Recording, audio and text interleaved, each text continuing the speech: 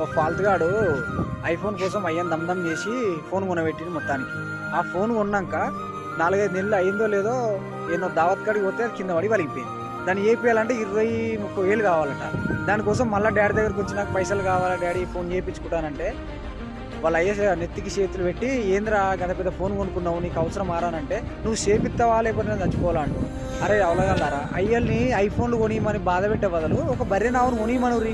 ఆ బర్రె నావును తీసుకుపోయి సాదుకుర్రి. సాస్తే అది ఒక 4-5 లీటర్లు పాలిస్తుంది. పోసుకుంటే ఈఎంఐ కాదురా నాయన, నువ్వు నీకు తాగడానికి తిరగడానికి కూడా పైసలు ఉంటాయి. దాన్ని గుడ్డే బిడ్డను ఒక 4 నెలలు సాస్తే నీకు బొచ్చుడు పైసలు మళ్ళీ మినిమం ఒక 5-6 వేలు దాకా వస్తుంది. ఇది ఒక 2-3 ఈతల వరకు నువ్వు ఆవును ఉంచుకొని మళ్ళీ కట్టదరగానికి వచ్చినప్పుడు అమ్ముకుంటే నీకు పెట్టిన రేట్ వస్తుంది. లేకపోతే దానికి నువ్వు కనీసం సగం రేట్ అన్న వస్తుంది.